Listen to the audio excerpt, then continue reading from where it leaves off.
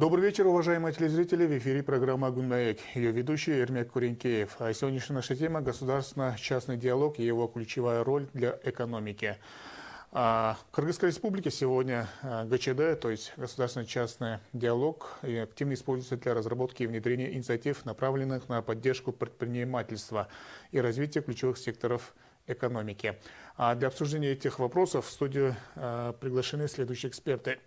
Исполнительный директор Ассоциации операторов связи Кыргызской республики Салават Урмошев и исполнительный директор агропромышленного комплекса Кыргызской республики Рустам Балтабаев. Добро пожаловать, уважаемые гости.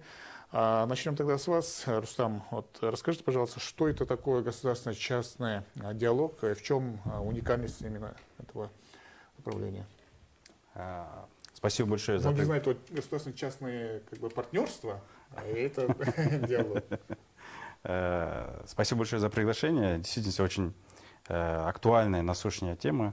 Почему? Потому что мы, как представители бизнес-сообщества страны, я конкретнее представляю сегодня агросектор, хотел бы отметить, что ГЧД, как коротко говорят, это диалог, он очень важен, и Кыргызстан всегда отличался тем в постсоветском пространстве, у нас в регионе, тем, что у нас этот диалог, он был всегда выстроен на очень хорошем уровне. Даже наши соседи, когда мы посещаем другие страны, как Казахстан, например, соседям, Узбекистан, или какие-то площадки есть региональные, и всегда отмечается роль именно ГЧД. Что такое ГЧД? Есть у нас, скажем, сектора экономики, отрасли. Мы сегодня как раз-таки Салават Мурзой представляем две отрасли страны, две важные. Да? Я агросектор, как уже выше обозначил, оператор связи. Для чего эти ассоциации создаются? Для того, чтобы могли наши, скажем, фермеры, перерабатывающие предприятия, либо бизнесмены, предприниматели через такие институты выражать свой голос. То есть ассоциация для этого и создается, для того, чтобы через, скажем, объединение, да, через консолидацию отрасли предпринимателей выражать волю. Вот здесь и как раз-таки встает этот ГЧД-площадка. Это значит диалог. Это означает, что как раз-таки, когда уже ассоциации, скажем, устойчиво объединяются, уже есть предприниматели, есть, скажем, не просто, так скажем, критика, а есть конструктивный такой, скажем, предложение, да, у ассоциации по развитию, да, чтобы работать в партнерстве с государством. ГЧД это как мост. Да, и это означает, что сегодня ГЧД это есть мост. Если мы как ассоциация являемся мостом между предпринимателями и государством, а ГЧД, так скажем, это мост между ассоциациями и нашими государственными органами. Очень стоит хорошо отметить, что у нас всегда на всех уровнях, скажем, госсистемы существуют эти площадки. Например, есть система площадка, антикоррупционный деловой совет при президенте Кыргызской республики. Это тоже ГЧД-площадка на самом деле, где есть возможность таким представителям, скажем, институтов, как бизнес-сообщество, либо различные представители гражданских сообществ, да, по разным темам, на таких площадках выражать волю, например, страны. Потому что действительно страна большая, по нашим меркам, большая, да, очень много, скажем, предпринимателей, да, и вот эти институты, как ассоциация, становятся тем, скажем, мостом или тем, скажем, институтом, где можно получать такие, скажем, предложения, да, и так далее, и так далее. Есть инвестиционный совет при кабинете министров Кыргызской республики, инвестсовет его коротко говорят. Это тоже достаточно давно действующая площадка, более, наверное, 15 лет она существует. Вот на этих площадках, скажем, бизнес, либо предприниматели, либо фермеры, мы, скажем, выражаем волю на уровне руководства, скажем, страны. То есть мы даем именно непосредственно, скажем, получаем информацию из первых уст, даем эту информацию для, скажем, руководителей стран, которые принимают решения. Тем самым стоит отметить, что ГЧД, почему я сказал вначале, она выстроена на очень хорошем уровне в регионе.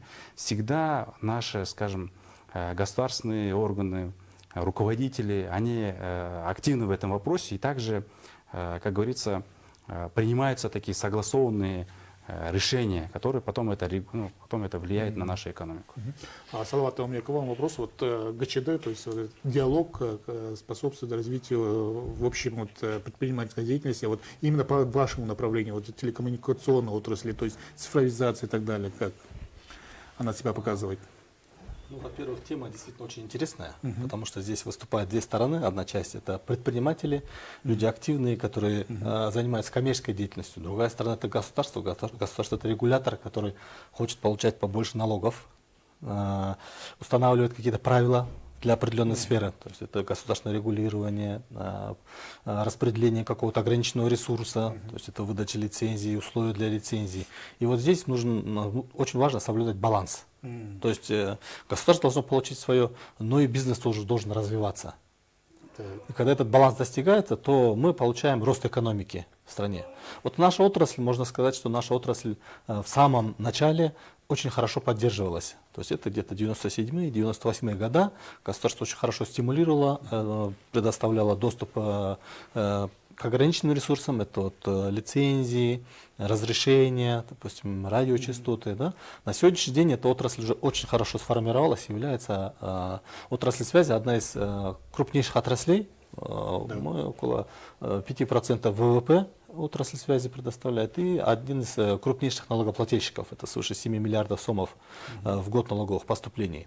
Многие вот говорят, что у нас еще интернет самый быстрый и один из самых быстрых, и по стоимости тоже. При этом интернет самый дешевый, Да. доступный, несмотря на то, что мы расположены географически, можно сказать, в не таком вот самом наилучшем, благоприятном для коммуникаций расположении. Даже мы, журналисты, как бы на себя уже как бы чувствуем, когда мы ездим за границу, делаем репортажи, сюжеты, там интернет очень слабый, например, в той же развитой России, там, Китае и так далее.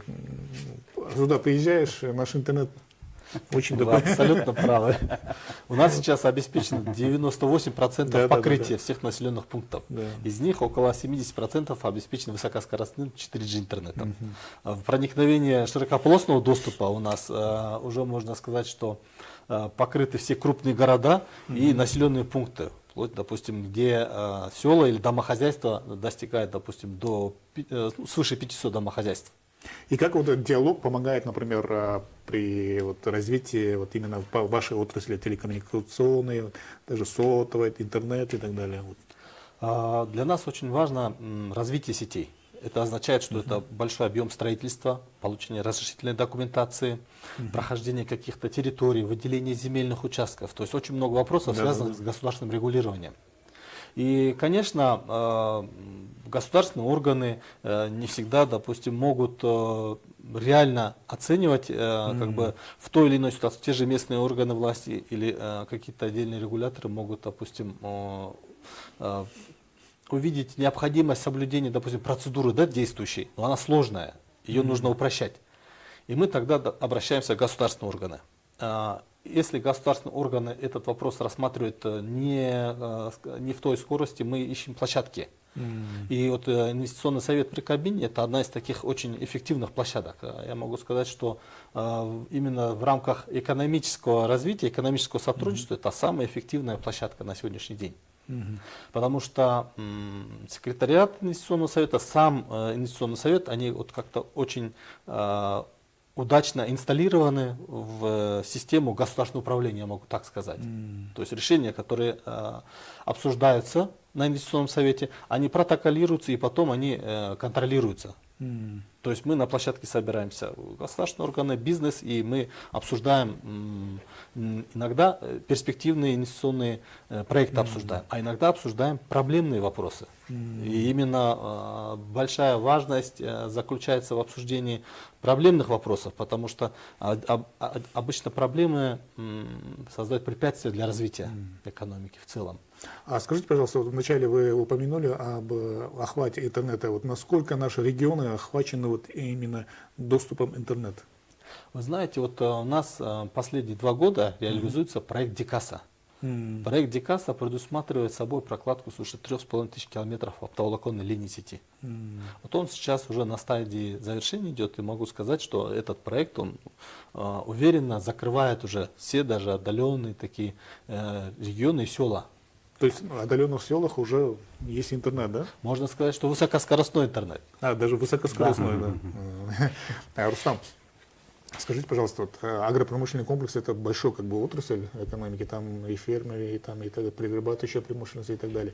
Вот именно вот при помощи диалога расскажите, пожалуйста, вот какие вот с которыми сталкивается агропромышленный комплекс и как государственный частный диалог помогает их решать, например, какие-то вот насущные вопросы или проблемы или какие-то проекты.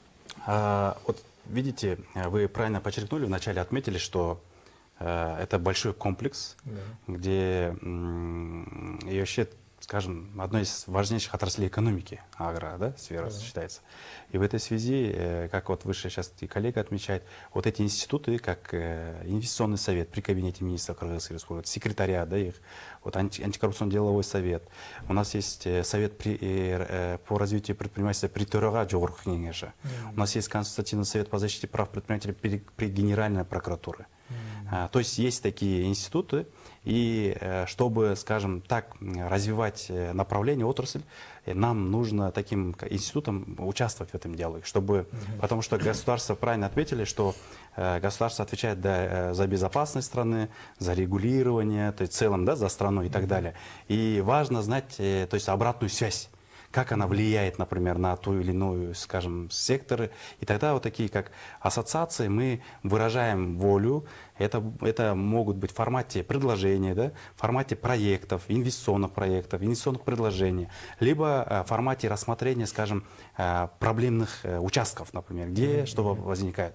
Вы действительно отметили, что агрокомплекс сегодня, стоит отметить, 2-3 года со стороны руководства нашей страны уделяется огромное внимание. Руководство страны, Кабмин, это Министерство водных ресурсов, сельского хозяйства и перерабатывающее, что и вот само название говорит, новое название. Это Министерство экономики и коммерции. Я непосредственно, как, скажем, вот в диалоге, мы как от имени ассоциации, мы вовлечены в коллегию Министерства водных ресурсов сельского хозяйства. Это тоже, скажем, такая часть, когда мы фермеры, мы перерабатывающие предприятия, участвуем. То есть для нас Министерство водных ресурсов открыло дверь. Она на своих, скажем, закрытых коллегиальных собраниях, когда именно руководство, сотрудники, начиная со всего региона страны, мы там сидим. Я как представитель фермерского сообщества сижу, и у меня есть возможность, так скажем, ежеквартально на уровне руководства этого министерства выносить те предложения, либо какие-то, скажем, проблемные вопросы, если они будут. Например, вопросы воды, к примеру. Сегодня вы сказали, вопросы вот сейчас земли, например, вопросы льготного кредитования. И что стоит отметить, диалог, если вы помните, вот Бахтыргеш, как назначен был еще и министром, он же у нас как и заместитель председателя кабинета министров, но еще и министр водных ресурсов. Он с приходом к министерству инициировал такую площадку, как агродиалог. Это проходило в прошлом году 5 дней в Бишкеке, 5 дней в Аше, то есть для южного региона. То есть, получается, сам министр, скажем, с представителем администрации президента, с представителями государственной налоговой службы, Министерства экономики, 5 дней с утра до вечера вот так сидели, и мы как раз-таки содействовали как ассоциация, мы давали, скажем, своих чемпионов, своих, скажем, лидеров предприятий, которые могли на своем опыте для фермеров, для других предпринимателей делиться открыто своим опытом. Как, например, там, развивать, к примеру, скажем, сахарную отрасль, как, например, какие проблемы есть в этой отрасли, какие есть подводные камни. И как раз-таки вот это и есть диалог. Когда мы открыто, например, и мы со своей стороны, предприниматели открыты, готовы делиться с опытом. Получается, со стороны правительства, со стороны государства идет такой... Да, я вот хочу сказать, вот что вы же сейчас спрашиваете, вот какая эффективность? Вы же об этом как бы идете. Вот я хотел бы через этот пример нашим как бы слушателям, да, как бы озвучить, и я думаю, нас и будут смотреть, и представители министерства, как она и есть. Вот в прошлом году итогом агродиалога, который вот проходила, президент 22 июля как бы вот с инициативы по итогам тех пожеланий фермеров, тех, возможно, каких-то предложений, там, проблемных каких-то моментов, по инициативе Бахтыра Гершевича Турабаева президент поддержал и издал указ о дополнительных мерах поддержки агропромышленного комплекса, который состоит из 30 мероприятий. Первое – это стимулирование объединения фермеров. Президент, там были вопросы по упрощению льготного вот это кредитования. Президент, с одной стороны, поставил вот с Бахтыра Гершевичем сейчас задачу такую большую по увеличению экспорта 2 раза к 2030 году. Президент поставил, чтобы наша вот эта переработка, она, вот это, скажем, бремя, она не была короткой, то есть не была низкой, вот как говорят, там разные оценки, там 5%, 10% говорят, чтобы к 2040 году у нас объем переработки внутренней, она составляла 50%. Это и надо делать, потому что многие государства, которые развитые, они как раз-таки переработкой остаются внутри. Это означает добавленная стоимость, а добавленная стоимость, это, ну, я думаю, это создает новые рабочие места, это новые налоговые поступления и так далее. И Кыргызстан на самом деле становится, скажем, независимой в плане того, что поддерживает это импортозамещающая программа, да, то, что у нас будет развиваться. И вот это был, скажем, результатом этого диалога. Вот я бы хотел через этот пример показать, насколько вот этот государственный ГЧД, он важен. И когда государство, с одной стороны, открыто, сама же и инициирует такой площадки, но в то же время еще навстречу, когда вот через активное, скажем, содействие не только государства, но и плюс, это когда фермеры, ассоциации, предприниматели готовы в этом участвовать, вот тогда, работая сообща, идет вот это, как вы выше отметили, это влияет на развитие экономики. Тогда у нас развивается отрасль. Сегодня у нас, если сравнить раньше, через даже 2-3 года назад, да, сегодня за 2-3 года через вот эти программы кредитования льготные, через Елликбанк, Аилбанк, да, вот эти кластерный подход финансирования. Сегодня очень многие предприниматели стали на ноги, обновили технологию, обновили оборудование, технику обновили, да, сегодня приходят. И сегодня у нас есть предприниматели, которые готовы так дальше развиваться. Конечно, вот этот диалог, он нужен, чтобы мы вместе как бы работали сообща. Салават, а скажите, пожалуйста, вот какие основные вызовы стоят перед вашей отраслью, то есть телекоммуникационной отраслью, и как ГЧД, вот этот диалог помогает решать их? На сегодняшний день мы понимаем, что вся цифровизация в стране, она фундаментально полагается на телекоммуникационной сети. Да. И телекоммуникационные сети уже, можно сказать, с каждым годом должны модернизироваться все сильнее и сильнее, потому что мы наблюдаем, что трафик потребителей очень ускоренно растет, можно сказать, даже геометрическими темпами. Вот с тех пор, как появились видеосервисы, усилились социальные сети. Сегодняшний объем трафика — это уже однозначно очень большой поток данных, нежели это то, что было даже 5 лет назад. Искусственный интеллект. Искусственный интеллект, он требует еще больше. Он будет требовать больше объем данных. То есть это поток, который будет постоянно двигаться через телекоммуникационные сети. И очень важно сейчас своевременно модернизироваться и расширять телекоммуникационные сети. То есть увеличивать пропускную способность, обновлять оборудование. Как вы знаете, телеком-оборудование — это высокотехнологическая техника, которая быстро устаревает. То есть то оборудование, которое вы купили 5 лет назад, вам уже в этом году нужно обновить, потому что оно уже не отвечает сегодняшним требованиям. И для нас очень важно, чтобы государство эти нужды понимало и шло навстречу. То есть это, соответственно, на сегодняшний день телеком — это одна из высоконалогооблагаемых сфер.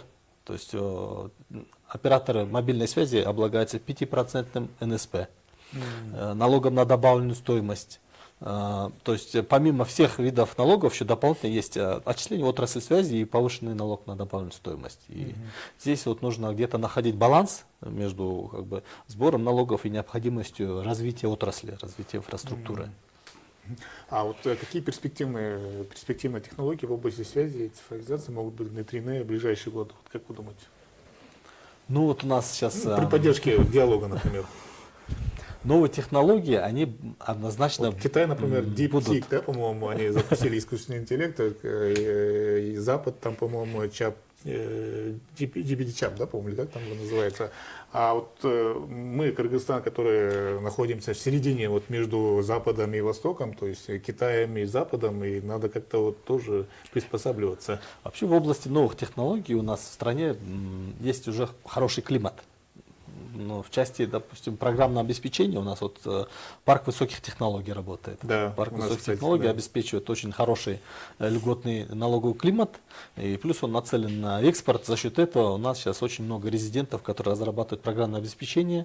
Внутри у нас в Кыргызстане очень активно готовят IT-специалистов сейчас, очень много курсов, которые по разным направлениям получают знания и Даже наши айтишники очень здесь востребованы сидят, и, стали. по-моему, работают для Америки, для Европы. Они здесь сидят и программируют, и выпускают продукты программные.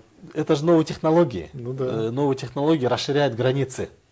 Соответственно, у нас страна очень с благоприятным климатом, с доброжелательным, гостеприимным населением. И почему бы не работать из нашей страны, из Кыргызстана? Тем более телекоммуникации сближают людей. Вы сегодня можете выполнять заказы и в Америке, при этом жить спокойно в Кыргызстане. Система видеоконференции создают возможность общаться совершенно, вот как мы с вами общаемся, они точно такую же атмосферу создают через конференц-системы. И все это, конечно, нагружает телекоммуникационные сети, я вам скажу еще раз, да, но вы заметили, у нас сеть работает очень стабильно. Это достигается благодаря тому, что у нас очень много телекоммуникационных компаний в стране, несмотря на то, что у нас небольшая численность и территориально мы тоже небольшая страна. Это значит, что у нас здоровая конкуренция в стране в области телекома и у нас лояльное регулирование в области доступа к интернету. То есть это международный трафик, это получается доступ к сервисам. Поэтому я думаю, что в будущем у нас только нужно обеспечивать стабильность и приток инвестиций, внутренних, внешних инвестиций в телекоммуникационную отрасль. Давайте тогда подытожим. Вот, при помощи диалога какие перспективы намечаются в ближайшие годы? Буквально минута. Вы знаете, у нас вот в рамках государственно-частного диалога на самом деле возникает и много текущих вопросов. Это вот я повторил же, опять же, все-таки это вопросы инфраструктурного характера, это доступ к инженерным сооружениям, это вопрос еще у нас стоит часто вопрос доступа к земельным участкам и работы, допустим, с местным населением также. У нас вот есть распространенная такая тема, как называется радиофобия. То есть люди с опаской относятся к башням связи, и они почему-то против одной башни связи, при этом, если у них, допустим, есть телефон, который уже подключен к сети мобильной связи, то есть эта башня, которая их питает, она их не пугает, но их начинает пугать другая башня, которая хочет улучшить качество связи, допустим, для других людей, да, у которых этот сигнал слабый. Понятно. Рустам, давайте тоже подытожим. Вот именно по вашему агропромышленному комплексу, вот действительно, вы очень подробно рассказали про инвестиции, про перерабатывающую промышленность, про перспективы. Вот именно при помощи государственно-частного диалога какие перспективы в ближайшие годы? На самом деле, нам бы хотелось бы то, что Кыргызстан уже имеет сегодня на этом этапе, чтобы мы всегда шли вперед. Кыргызстан, если я вначале отметил, что всегда примером приводится среди наших коллег, соседей, да, скажем так, мне кажется, надо эту систему больше улучшать и улучшать. Это означает, что... То есть не стоит? Да, что не стоять на месте, да? наоборот, да. Вот, например, вот сегодня вот подчеркнули про инвестиционный совет, я бы хотел тоже отметить, в действительности, вот как это проходит? Это вот сидит премьер-министр страны, да, председатель кабинета министров, сидят с левой стороны все члены кабинета министров, это министры, с другой стороны сидят представители ассоциаций. И на открытой вот такой площадке каждая сторона, например, бизнес, озвучивает свои там предложения и так далее. И нам важно, скажем, вот этот инвестиционный совет сохранить на этом уровне, чтобы, скажем, хотя бы вопросы хозяйственные, как, ну, если так скажем, как представитель кабинета министров Кыргызской, который в вопросы экономики отвечает за реализацию и так далее, чтобы у бизнеса у нас это была площадка на этом уровне, могли там же продвигать. Потому что там быстрее проходит.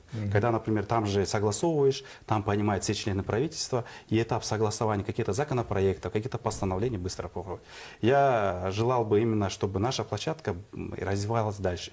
На уровне таких тет-на-тет площадок, как я уже сказал, коллегия, да, министерство, мы, слава богу, министр у нас очень активный, да, с одной стороны, инициативный, да, открытый. Мы представлены, у нас как бы есть диалог. Но теперь нужно вот эти площадки, вот как Инвестсовет, дай бог, чтобы у нас площадки были и с президентом Кыргызской республики, потому что чтобы на всех уровнях есть, как и выше обозначил, есть площадки, чтобы у бизнеса была возможность. Ну и с одной стороны, и это удобно нашим госорганам. Почему? Потому что через такие профессиональные организации получать реальные конструктивные предложения. Можно я дополню? Вот, Рустам очень правильно сказал.